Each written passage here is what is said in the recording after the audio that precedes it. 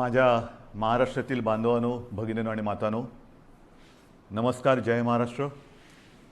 सर्वप्रथम मी आपल्याला गुढीपाडव्याच्या शुभेच्छा देतो. आजपासून आपलं नवीन वर्ष सुरू होतं आहे.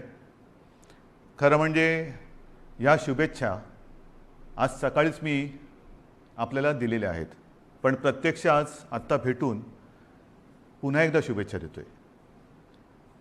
गेल्याही वर्षी आपण गुढीपाडव्याच्या शुभेच्छा दिल्या होत्या आणि त्या सुमारास साधारणतः एक आपण अशी आशा व्यक्त केली होती, एक प्रार्थना केली होती की पुढचा गुढीपाडवा जो आहे म्हणजे आजचा, हा कोविड मुक्त वर्षाची सुरुवात करणारा असू दे. मधल्या काळामध्ये तशी परिस्थिती नक्की आपण निर्माण केली होती. त्याचं श्रेय मी आपल्या शासकीय यंत्रणा म्हणजे मग डॉक्टर्स, आरोग्य कर्मचारी, पोलीस वगैरे, महसूल यांच्या बरोबरीने. वीडियोस देखने के लिए सब्सक्राइब करें, बेल आइकन दबाकर पाएं लेटेस्ट नोटिफिकेशंस. यांच्या बरोबरीने आपल्याला सुद्धा त्याचं श्रेय देतोय. साधारणतः डिसेंबर, जानेवारी, फेब्रुवारीपर्यंत आपण कोविडवरती चांगलं नियंत्रण मिळवलं होतं. मग गेल्या वर्षीचा गुढीपाडवा म्हणजे साधारणतः हाच काळ आणि या वर्षीचा, याच्यामध्ये नक्की फरक काय झालेला आहे? फरक खूप झालेला आहे. मधल्या काळात जे आपल्याला वाटत होतं की हे युद्ध आपण जिंकत आलेलो आहोत, त्या युद्धाला पुन्हा एकदा सुरुवात झालेली आहे. आणि ही सुरुवात अशी तशी नाही आहे, तर फार भयानक पद्धतीने ही रुग्णवाढ झालेली आहे. भयानक पद्धतीने म्हणजे आजचा जो आकडा आहे रुग्णांचा, तो आजपर्यंतचा सगळ्यात उच्चांक गाठणारा हा आकडा आहे. जवळपास 60,212 एवढे कोविड पॉझिटिव्ह रुग्ण आज आपल्या राज्यामध्ये नोंदवले गेलेले आहेत. 60,212 म्हणजे फार भीतीदायक ही परिस्थिती आहे. त्याच वेळेला मी एक आणखीन गोष्ट आपल्याला सांगू इच्छितो की साधारणतः गेल्या वर्षी जेव्हा कोविडने आपल्या राज्यामध्ये किंबहुना आपल्या देशामध्ये पहिलं पाऊल टाकलं, तेव्हा आरोग्य सुविधा काय होत्या मी वेळोवेळी आपल्याला कल्पना दिलेली आहे. कोविडसाठी चाचणी करणारी जी लॅब आपण म्हणतो ती आपल्या राज्यात 1 किंवा 2च होत्या. आज सर्व मिळून जवळपास 523 चाचणी केंद्र आपल्या राज्यामध्ये आहेत. आता तुम्ही म्हणाल तुम्ही 523 सुरू केलेत, ते केलेलीच आहेत, पण तरी देखील चाचणीसाठी आणि चाचणीचे रिपोर्ट यायला उशीर लागतोय. कारण सरळ आहे की आता त्या वाढवलेल्या सुविधासुद्धा आपल्याला अपुऱ्या पडायला लागलेल्या आहेत. प्रत्येक गोष्टीची एक क्षमता असते, त्या क्षमतेपेक्षा अधिक भार जर कोणत्याही यंत्रणेवरती पडला किंवा टाकला तर साहजिकच आहे काही काळ हे असं चालत राहील आणि मग काही काळानंतर ती यंत्रणा कोलमडून पडेल. आज आपल्या चाचणी केंद्रांवरती प्रचंड ओझं आलेलं आहे. रोजच्या रोज आपण चाचण्यांची संख्या वाढवतो आहोत. साधारणतः 85,000 करत होतो, ते आता 2.25-2.5 लाखापर्यंत गेलेले आहे. अजूनही वाढवतो आहोत. मुंबईमध्ये सुद्धा आपण खूप वाढ केलेली आहे. कोविड केअर सेंटर्स गेल्या वेळेला साधारणतः 2600 होते, 2665, आता 4000च्या आसपास आपण केलेले आहेत. बेड्सची संख्या वाढवलेली आहे. बेड्ससुद्धा मी बघतो इकडे की गेल्या वेळेला किती होते, गेल्या वेळेला साधारणतः 3.25 लाख होते, आता 3.5 लाखाच्या वरती गेलेले आहेत. म्हणजे याच्यामध्ये सगळे आले, आयसोलेशन बेड्स आले, व्हेंटिलेटरचे आले, साधारणतः मध्यम लक्षणाचे आले, सगळेच. पण आता या सुविधांवरती भार यायला लागलेला आहे.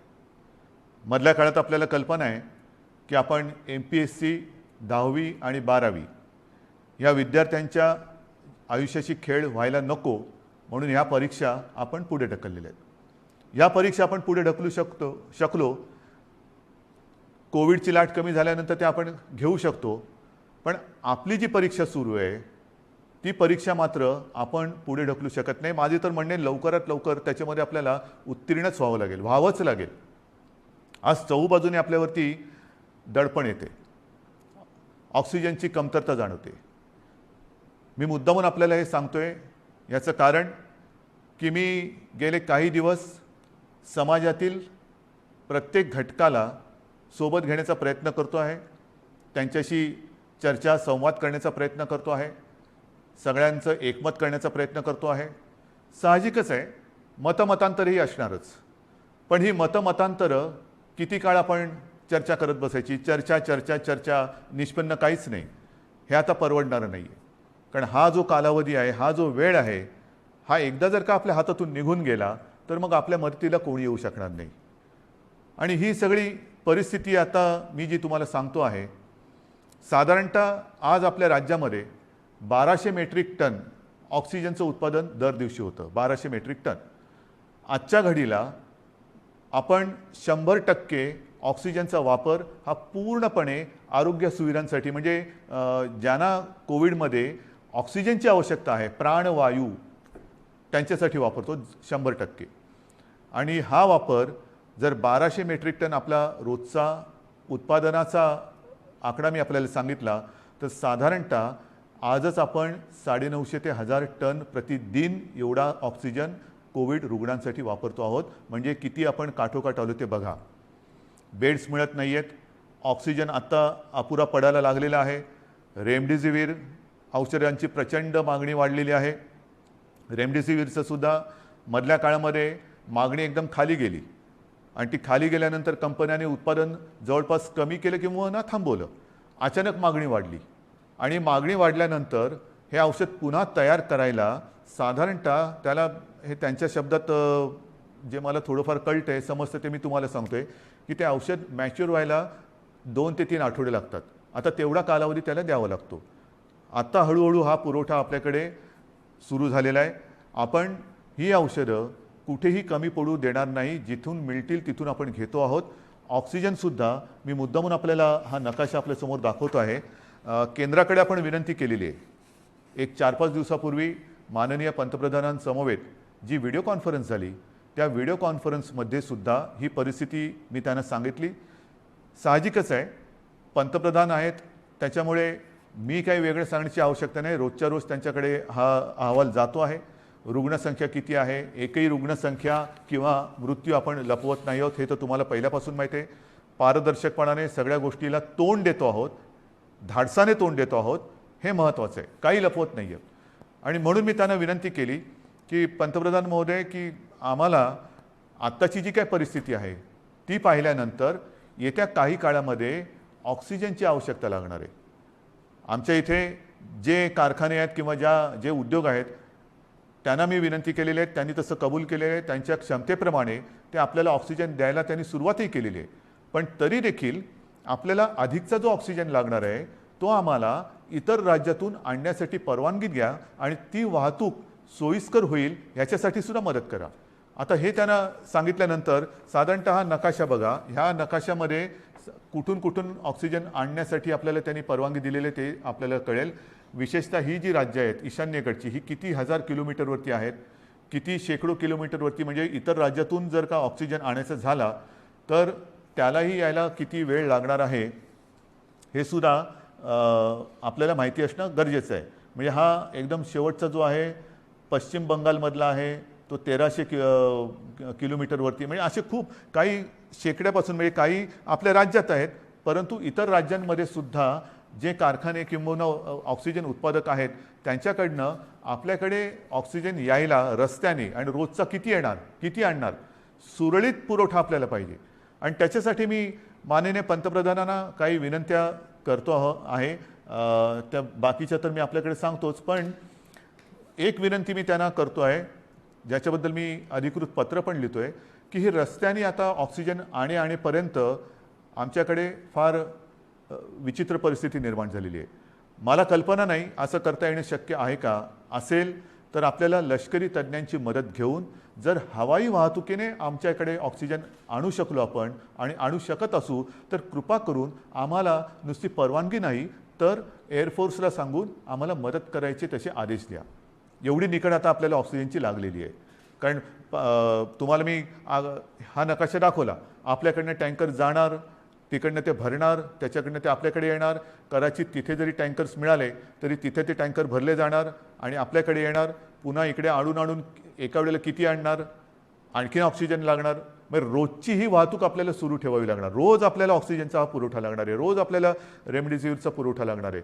आणि ही सगळी परिस्थिती बघितल्यानंतर मग मात्र आपल्याला ही आपत्कालीन परिस्थिती आहेच ही धरून हवाई वाहतुकीने लष्कराच्या मदतीने सुद्धा जर करता येणं शक्य असेल तर कृपा करून तशी मदत आम्हाला करावी अशी विनंती मी आपल्या माध्यमातून सुद्धा म्हणजे आता या फेसबुक लाईव्हच्या माध्यमातून आणि मी स्वतः व्यक्तिगत फोनही करीन आणि पत्रसुद्धा लिहितो आहे. तर ही एक मागणी आहे.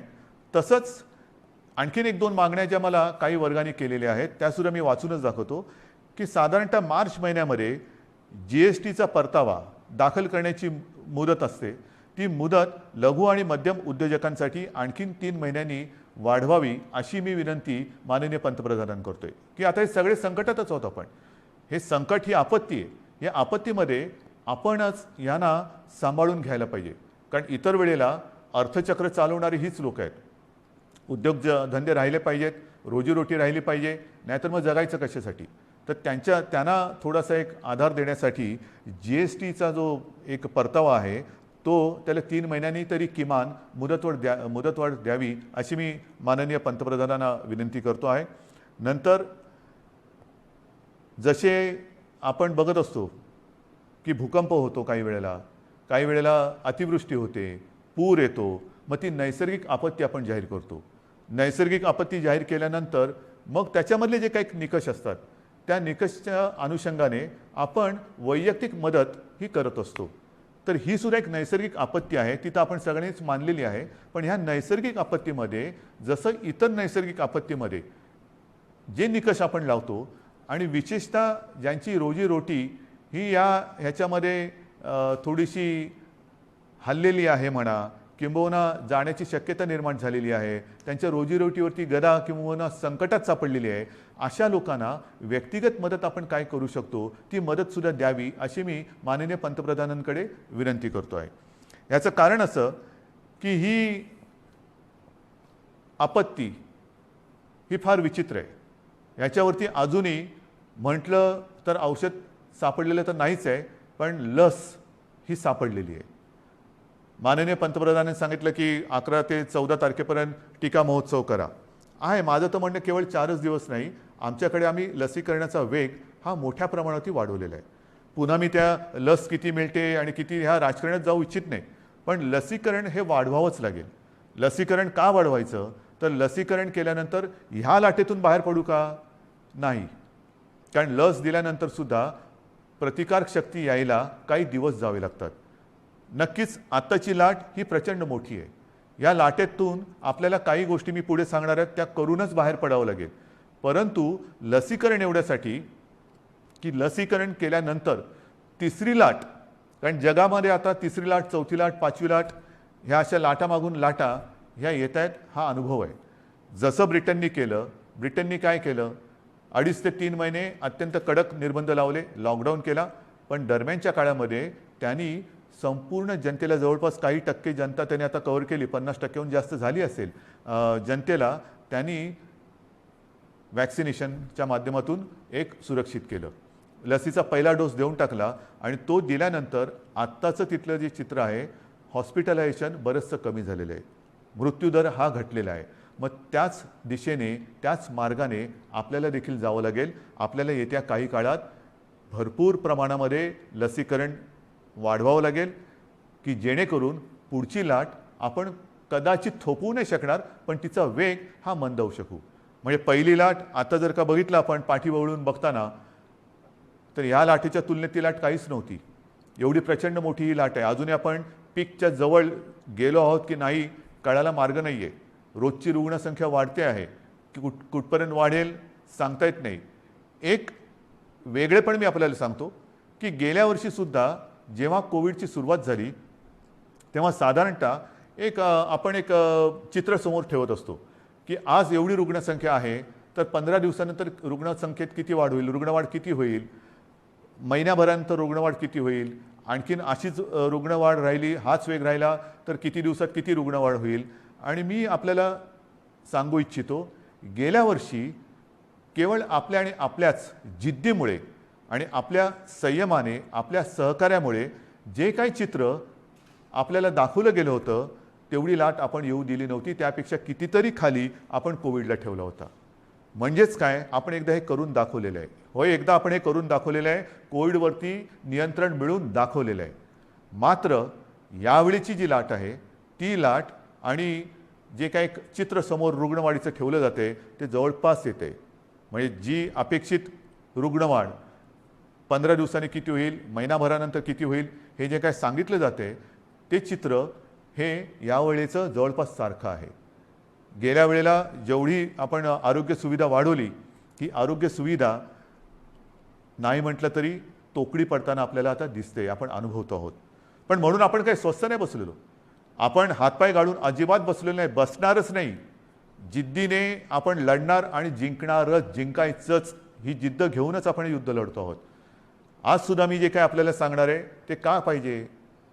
एक तर ही रुग्णवाढ भयावह आहे, भीतीदायक आहे. ऑक्सिजनचा उपयोग आपल्याला जास्त करावा लागतोय कारण तेवढी रुग्णसंख्या वाढते. ऑक्सिजनची कमतरता ही आता जाणवायला लागलेली आहे, औषधांची कमतरता ही जाणवायला लागलेली आहे, रुग्णशय्यांची कमतरता ही आता दिसायला लागलेली आहे. आपण येत्या काळामध्ये पुन्हा एकदा आरोग्य सुविधा आणखीन वाढवतो आहोत. मुंबईत वाढवतोय, विदर्भात वाढवतोय, पुण्यात वाढवतोय, सगळीकडे वाढवतो आहोत. जिथे जिथे जे जे करता येणं शक्य असेल ते आपण सगळे मिळून करतो आहोत. मग तिकडे ऑक्सिजनचे बेड्स वाढवायची आवश्यकता असेल तर ते वाढवतो आहोत, व्हेंटिलेटर्स वाढवण्याची आवश्यकता असेल तर ते वाढवतो आहोत, आयसोलेशन बेड्स वाढवण्याची आवश्यकता असेल ते वाढवतो आहोत, क्वारंटाईन वाढवण्याची आवश्यकता असेल ते वाढवतो आहोत. पण हे एकतर्फी झालं. एकतर्फी म्हणजे असं की त्याला अजून दोन गोष्टी आहेत. ही आरोग्य सुविधा वाढवल्यानंतर प्रत्यक्ष उपचार करण्यासाठी आपल्याला डॉक्टर्स लागणार. डॉक्टर्ससाठी सुद्धा आपले प्रयत्न चालू आहेत. आत्ता नवीन जे विद्यार्थी आपले उत्तीर्ण झालेले आहेत त्यांना आपण आवाहन करतो आहोत की तुम्ही पण या. त्यांचीसुद्धा आपण आरोग्याची काळजी घेणार आहोत, त्यांनासुद्धा आपल्यासाठी आपल्यासोबत घेणार आहोत. त्याचबरोबरीने मी जसं गेल्या वर्षी एक आवाहन केलं होतं की निवृत्त झालेले काही डॉक्टर्स किंवा डॉक्टर कधी तसे निवृत्त होतच नाहीत, पण परिचारिका असतील, आरोग्य कर्मचारी असतील, त्यांनासुद्धा मी आवाहन करतो आहे की तुम्हीसुद्धा पुन्हा एकदा ह्या महाराष्ट्रावरती कोसळलेल्या नैसर्गिक संकटात मदतीला, नुसतं मदतीला नाही मी म्हणत, लढायला पुढे या, लढण्यासाठी पुढे या. सर्व स्वयंसेवी संस्था आहेत, सेवाभावी संस्था आहेत, व्यक्ती आहेत, त्यांनासुद्धा मी आवाहन करतो आहे की आता वेळ आलेली आहे, तुम्हीसुद्धा या. जे जे आपण करता येणं शक्य असेल आणि जे जे तुम्ही करू शकाल ते करण्यासाठी आणि हे युद्ध जिंकण्यासाठी तुम्ही सरकारच्या सोबत या. बांधवांनो आणि भगिनीनो, ही उणीधुणी काढण्याची वेळ नाही आहे. मी गेल्याही वेळेला सांगितलं होतं, सर्व राजकीय पक्षांना पुन्हा एकदा आवाहन करतो आहे की उणीधुणी काढत बसू नका. आता जर का उणीधुणी काढत बसलो तर महाराष्ट्र आपल्याला माफ नाही करणार. राजकारण आपण वृत्तपत्रात वाचलं की माननीय पंतप्रधानांच्या समवेत झालेल्या व्हिडिओ कॉन्फरन्समध्ये सुद्धा मी त्यांना हीच विनंती केली की देशातील सर्व प्रमुख राजकीय नेत्यांना एकत्र बोलून व्हिडिओ कॉन्फरन्सच्या माध्यमातून सर्वांना सांगा की आत्ता राजकारण बाजूला ठेवा. हे फार मोठं संकट आहे. आपण एकत्र येऊन जर का लढलो नाही, जर आपण याला साथ म्हणत असू तर आपण सुद्धा एक साथ आलो पाहिजे, एक साथ लढलं पाहिजे, तरच या साथीवरती आपण विजय मिळवू शकतो.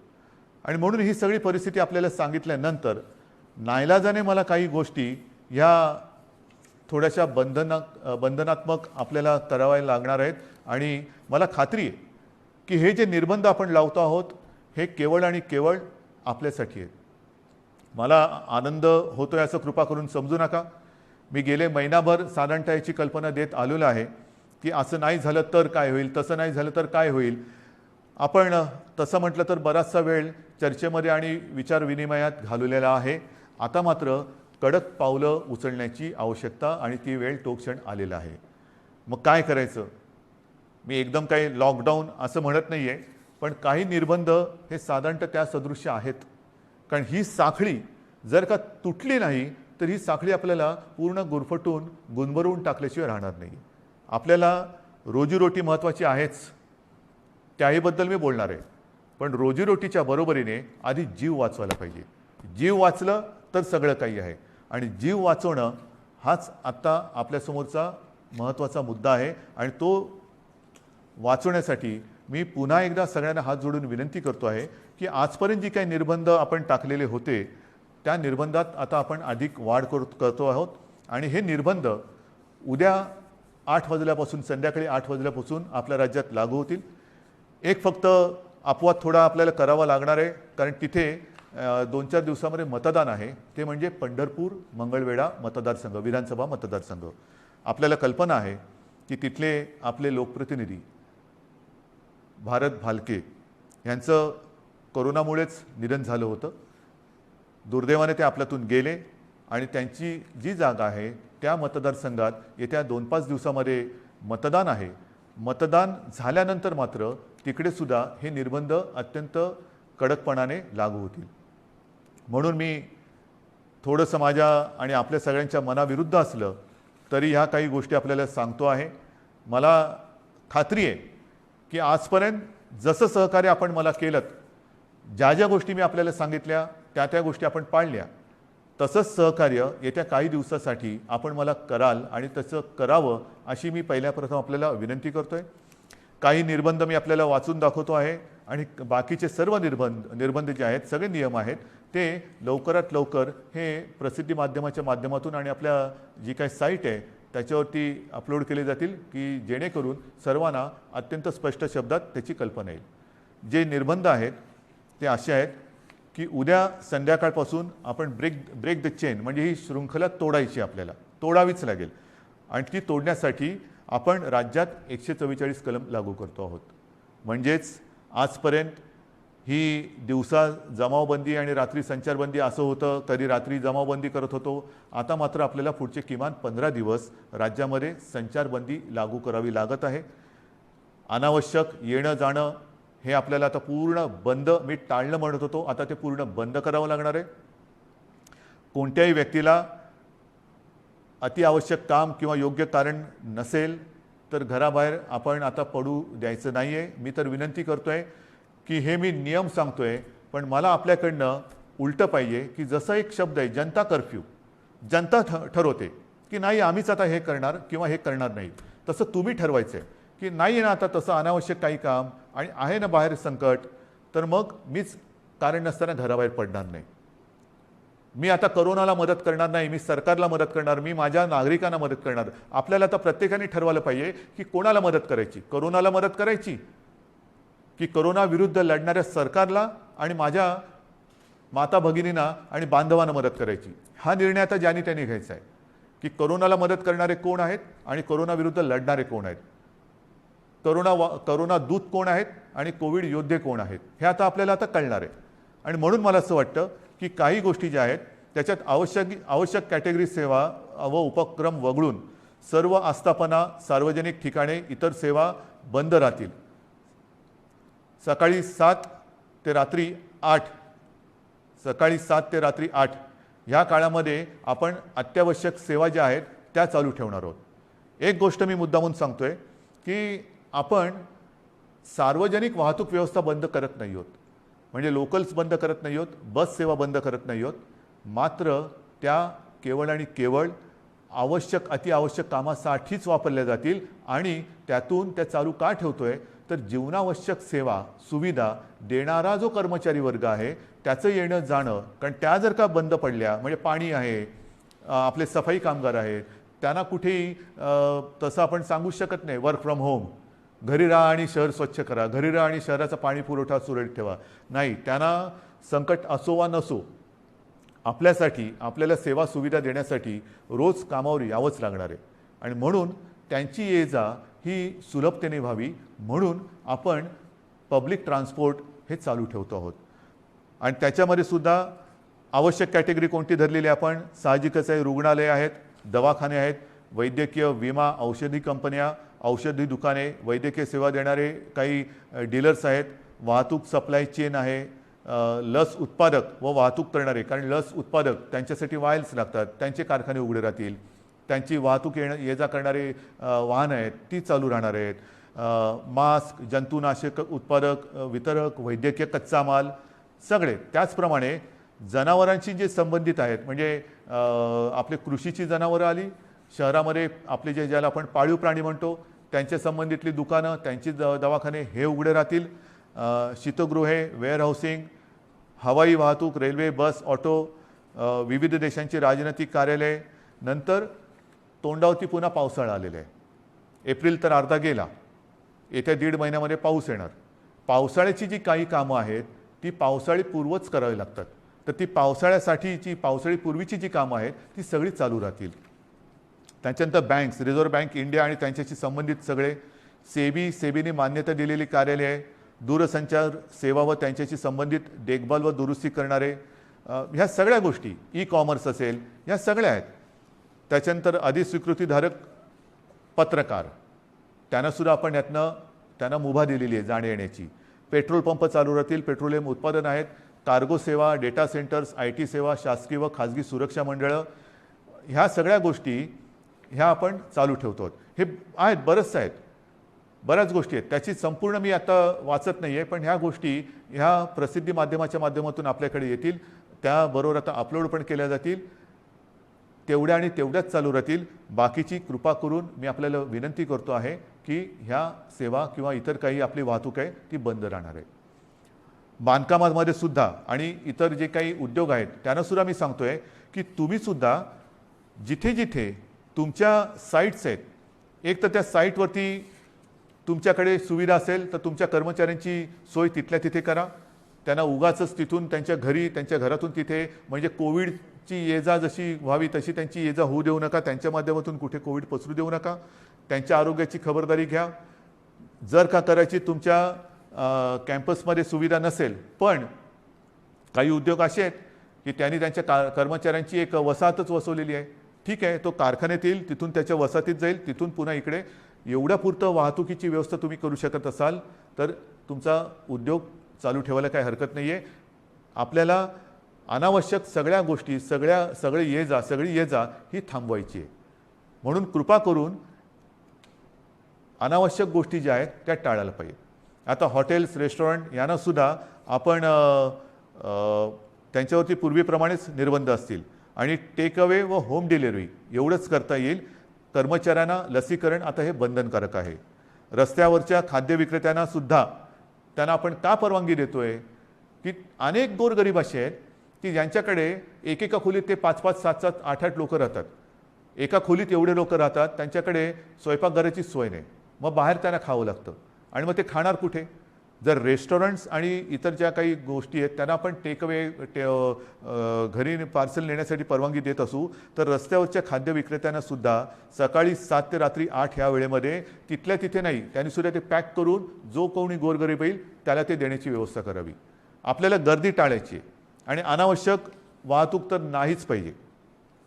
ह्याच्यामध्ये आवश्यक सेवेसाठी लागणारे उत्पादन करणारे उद्योग हे पूर्ण क्षमतेने चालू ठेवण्यात येतील आणि या उत्पादनांची निर्यात करणारे उद्योगसुद्धा चालू ठेवण्यात येतील. आपल्याला ह्या सगळ्या गोष्टींची मी कल्पना देतो आहे. आता हे झाल्यानंतर काही गोष्टी अशा आहेत की बाबा हे सगळं तुम्ही निर्बंध सांगितले, मग आमच्यासाठी तुम्ही काय करणार? रोजीरोटीचं काय? मी मगाशी आपल्याशी बोलताना बोललो की माननीय पंतप्रधानांना आपण सांगतो की नैसर्गिक आपत्तीत व्यक्तिगत लाभ जसे आपण देऊ शकतो त्या अनुषंगाने काही लाभ ह्या नैसर्गिक आपत्तीत द्यावे अशी माझी विनंती आहे. मात्र राज्य सरकार म्हणून अन्न सुरक्षा जी आपली योजना आहे त्या योजनेअंतर्गत जे सगळे लाभार्थी आहेत, ह्या लाभार्थ्यांना प्रति व्यक्ती 3 किलो गहू आणि 2 किलो तांदूळ याप्रमाणे 1 महिना आपण आता मोफत धान्य देणार आहोत पुढच्या 1 महिन्यासाठी. म्हणजे कुठेही आपण त्यांची कदाचित रोजी ही मंदावली असेल पण रोटी थांबू देत नाही आहोत. त्यांच्यासाठी अन्नधान्याची व्यवस्था आपण करतो आहोत आणि याच्यामध्ये नोंद केलेले जे आपल्याकडे लाभार्थी आहेत त्यांची संख्या साधारणतः 7 कोटी आहेत. म्हणजे 7 कोटी जे आपले नागरिक आहेत ह्या वर्गात मोडणारे, त्यांना आपण पुढच्या महिन्यामध्ये म्हणजे आजपासून जेव्हापासून ही बंधन उद्यापासून सुरू होतील 1 महिना प्रत्येकी 3 किलो गहू आणि 2 किलो तांदूळ याप्रमाणे 1 महिना मोफत आपण धान्य देणार आहोत. तसंच आपल्याला सर्वांना कल्पना आहे सरकार आल्यानंतर आपण 10 रुपयात शिवभोजन थाळी ही गोरगरिबांसाठी सुरू करण्याची योजना जाहीर केली. ती जाहीर केली, योजना सुरू झाली आणि कोविड आला. मग काय करायचं? तर ही योजना कोविड आल्यानंतर आपण 10 रुपयाची जी एक शिवभोजन थाळी होती ती 5 रुपयावरती आणली आणि साधारणतः मी तोही आकडा सांगितलेला आहे. आतापर्यंत काही कोटी लोकांनी ह्या थाळीचा लाभ घेतलेला आहे. आता आपण ही शिवभोजन योजना जी आहे, ही जी थाळी आहे ती 10 रुपयाची थाळी आपण 5 रुपयात केली होती. आता पुढचा 1 महिना शिवभोजन आपण मोफत देणार आहोत. 2 लाख थाळ्या जवळपास आपण रोज देतो. ह्या 2 लाख थाळ्या म्हणजे हे शिवभोजन आपण हे मोफत देणार आहोत गोरगरिबांसाठी. म्हणजे सांगतात ना की तुम्ही लॉकडाऊन करताय पण रोजीरोटीचं काय, तर रोजी थोडीशी मंदावणार आहे. मी पुन्हा एकदा सांगतो, मला कल्पना आहे, पण रोटी कुठे आपण थांबू देत नाही. ही संपूर्ण व्यवस्था, हा सगळा जो काय मी भार नाही म्हणत, हे कर्तव्य जे आहे ते कर्तव्य आपलं सरकार हे समर्थपणाने सांभाळणारच. भार हा पडणार सरकारवरती, जसा तुमच्यावरती पडतोय तसा सरकारवरती पडतोय, पण सरकार हा आपल्या सगळ्यांच्या आशीर्वादाने भार सोसणार आणि सोसायला ते समर्थ आहे. त्याचप्रमाणे आणखीन काही योजना आहेत. मी आता हे वाचतो. संजय गांधी निराधार योजना, श्रावणबाळ आणि केंद्र पुरस्कृत इंदिरा गांधी राष्ट्रीय वृद्धापकाळ निवृत्ती वेतन योजना, इंदिरा गांधी राष्ट्रीय विधवा निवृत्ती वेतन, इंदिरा गांधी राष्ट्रीय दिव्यांग निवृत्ती वेतन योजना, या 5 योजनेतील लाभार्थ्यांना 2 महिन्यांकरता प्रत्येकी 1000 रुपये आर्थिक सहाय्य आपण आगाऊ देतो आहोत. म्हणजे आधी देतो आहोत, नंतर नाही, आत्ता आधी देतो आहोत. आणि ह्याचे साधारणतः लाभार्थी हे किमान 35 लाख आहेत. म्हणजे वरती मी जसं सांगितलं तुम्हाला की दारिद्र्य रेषेखालील कुटुंब आहेत, काही निराधार महिला आहेत, वयोवृद्ध आहेत, दिव्यांग आहेत, असंघटित क्षेत्रातील नागरिक आहेत, कामगार आहेत, रिक्षाचालक आहेत, आदिवासी समाज, यांच्यासाठी आपण 3 किलो गहू आणि 2 किलो तांदूळ ही योजना जाहीर केली. शिवभोजन आपण पुढचा महिनाभर मोफत देतो आहे. त्याच्यानंतर आता ह्या योजना, त्याच्यात जो 1000 रुपयांचा जो देणं असतं आपण ते आगाऊ देतो आहोत आणि त्याच्यात 35 लाख लोक आपण त्यांना एक नाही म्हटलं तरी आधार देतो आहोत.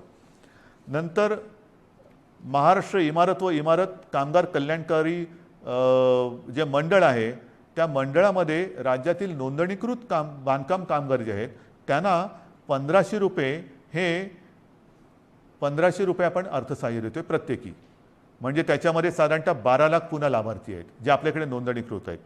हे 1500 रुपये आपण त्या बांधकाम वर्गातील कामगारांना देतो आहे. घरेलू कामगार, आता हा एक वेगळा आपण हे करतोय. घरेलू कामगार जे नोंदणीकृत घरेलू कामगार आहेत त्यांच्यासाठी सुद्धा आपण एक निधी देतो आहोत. म्हणजे हा सुद्धा एक मोठा वर्ग आहे तसा, जो नोंदणीकृत आहे त्यांना आपण हा निधी देतो आहोत. त्याच्यानंतर आता पुन्हा तळहातावरती पोट, हे ज्यांचं आहे तोच हा वर्ग आहे. त्याच्यामध्ये आणखीन थोडा वर्ग बाकी आहे, तो म्हणजे अधिकृत फेरीवाले. अधिकृत फेरीवाले आहेत, या फेरीवाल्यांसुद्धा आपण एका वेळचे 1500 रुपये प्रत्येकी देतो आहोत. फेरीवाल्यांसाठी जे अधिकृत नोंदणीकृत आहेत फेरीवाले त्यांना देतो आहोत. आणि हे जे देणं आहे हे या फेरीवाल्यांची स्वनिधी योजनेत बँकांकडे नोंदणी असल्यामुळे बँकांमार्फत हे त्यांच्या बँकेत हा जो काही निधी आहे तो त्यांना हस्तांतरण दिलं. ह्याच्यामध्ये जवळपास 5 लाख लाभार्थी आहेत. तसंच आपले रिक्षाचालक आहेत, कारण सगळंच बंद केल्यानंतर रिक्षाचालकांनी काय करायचं, तर ह्याच्यामध्ये सुद्धा जे परवानाधारक रिक्षाचालक आहेत त्या रिक्षाचालकांना सुद्धा एका वेळेचं आपण 1500 रुपये हे देतो आहोत. आता याच्यामध्ये सुद्धा साधारणतः 12 लाख लाभार्थी आहेत. म्हणजे तुम्ही बघत जा, 7 कोटी 35 लाख, 12 लाख, 5 लाख, 15 लाख, आपण जे जे करता येणं शक्य असेल ते करतो आहोत. माझ्या आदिवासी समाजासाठी सुद्धा खावटी योजनेचा लाभ घेत असलेल्या आदिवासी कुटुंबांना प्रति कुटुंब आपण एका वेळेचं 2000 रुपये हे आर्थिक सहाय्य देतो आहे. ह्याच्यामध्ये सुद्धा आता लाभार्थी 12 लाख आहेत.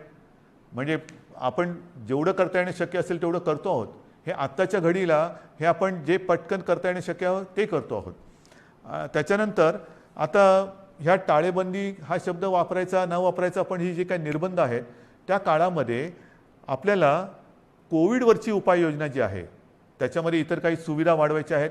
त्याच्यानंतर औषधं खरेदी आली, व्हेंटिलेटर्स खरेदी करणं आलं, सुविधा आली, सुविधांची उभारणी आली, त्याच्यासाठी काही पैसे लागतात. तर त्याच्यासाठी आपल्या जिल्हाधिकारी त्यांना काही पैसे आपल्याला त्यांच्याकडे देऊन ठेवावे लागतात की तुम्हाला आवश्यकतेनुसार, कारण पटकन आता रुग्ण आला आणि काही गरज लागली तर विचारत बसायचं नाही, जे जे करता येणं आवश्यक आहे ते तिकडे करायचं. आणि त्यांच्यासाठी सुद्धा आपण साधारणतः 3300 कोटी फक्त आणि फक्त कोविडसाठी म्हणून बाजूला करून ठेवतो.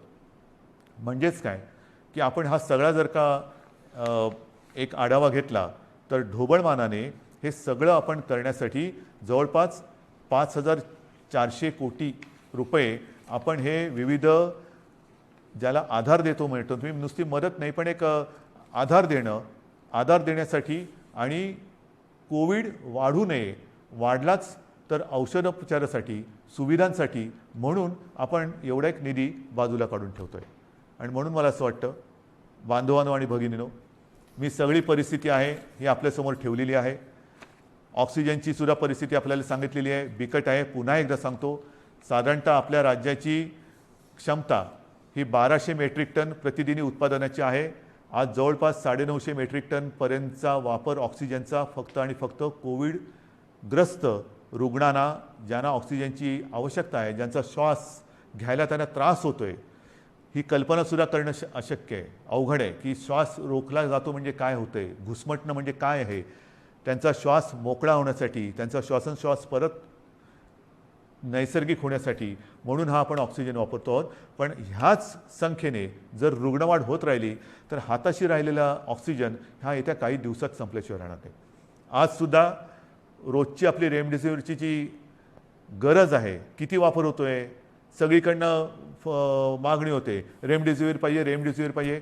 आपल्याला कल्पना आहे आपल्या राज्यात आजच्या दिवशी साधारणतः किती रेमडेसिवीर इंजेक्शन वापरले जातात? साधारणतः 40 ते 50 हजार, म्हणजे 40 ते 50 हजार सरासरी रोजची आजची आपली रेमडेसिवीर इंजेक्शनची ही मागणी आहे, गरज आहे. आता तुम्ही विचार करा, आजच्या घडीला रेमडेसिवीर थोडंसं कमी पडते, त्याची आपण हे करतोय, सोय केलेली आहे, येत्या काही दिवसात ते नियमित होईल. पण जर काही रुग्णसंख्या, रुग्णवाढ अशीच राहिली, याच पटीत वाढत राहिली तर येत्या काही दिवसामध्ये रेमडेसिवीरची आवश्यकता ही दुप्पट होणार आहे. म्हणजे जिकडे 50,000 असेल तिकडे 1,00,000 होणार आहे. 1,00,000 म्हणजे अजून एवढीच रेमडेसिवीरची आवश्यकता आपल्याला आहे. हे सगळं मी अत्यंत प्रामाणिकपणाने आपल्यासमोर ठेवलेलं आहे. त्याच्यामध्ये कुठेही लपवाछपवी नाही, कुठेही अपारदर्शकता नाही. ही बंधनं केवळ आणि केवळ एक नाईलाज म्हणून आपल्याला आता ही स्वीकारावी लागत आहेत. याचं कारण की जगभराचा जो अनुभव आहे, आरोग्य सुविधा वाढवणं, लसीकरण वाढवणं, मात्र त्याच वेळेला ती वाढवण्यासाठी थोडीशी एक मध्ये आपल्याला संधी लागते. ती संधी आणि ही साखळी तोडण्यासाठी आपल्याला हे निर्बंध स्वीकारावे लागतात. हे पूर्ण जगाने आता स्वीकारलेलं सत्य आहे. आणि म्हणून माझी आपल्याला हात जोडून विनंती आहे की ही बंधनं ही एकतर्फी टाकलेली नाही आहेत. ही बंधनं टाकण्यामागे जो उद्देश आहे तो केवळ आणि केवळ प्राण वाचवणे हाच एक उद्देश आहे. आनंददायी ही परिस्थिती नाही आहे, घाबरण्यासारखं सुद्धा तसं नाही आहे, कारण आपण समर्थपणाने ह्याचा मुकाबला करतो आहोत. आजपर्यंत जे सहकार्य आपण मला केलं, जसं मला आपल्या कुटुंबातील एक आपण मानता, त्याच तळमळीने आणि त्याच प्रेमाने आणि त्याच आपुलकीने माझ्यावरती मी पुन्हा सांगतो, टीका करणारे किती करत असले तरी त्या टीकेची पर्वा न करता आपल्याशी जी माझी बांधिलकी आहे त्या बांधिलकीला स्मरून आणि तिला जागून मी केवळ आणि केवळ माझ्या राज्याच्या, माझ्या माता भगिनींच्या, माझ्या बांधवांच्या हितासाठी ही निर्बंध आपल्यावरती थोडीशी लादत आहे. कृपा करा, न चिडता, न रागावता समजून घेऊन सहकार्य करा आणि ही लढाई जिंकायला नुसती मदत नाही तर मी पुन्हा एकदा सांगतो की आपण सगळे सैनिक म्हणून सोबत या आणि ही लढाई जिंकायचीच या जिद्दीने पुन्हा एकदा कंबर कसून कोविड भगाव ह्या पद्धतीने आपल्याला आता हे करावं लागेल. आजपर्यंत जसं सहकार्य केलं तसंच सहकार्य यापुढेही अपेक्षित आहे. सर्वांना धन्यवाद देतो. जय हिंद, जय महाराष्ट्र. वीडियोस देखने के लिए सब्सक्राइब करें, बेल आइकन दबाकर पाएं लेटेस्ट नोटिफिकेशंस.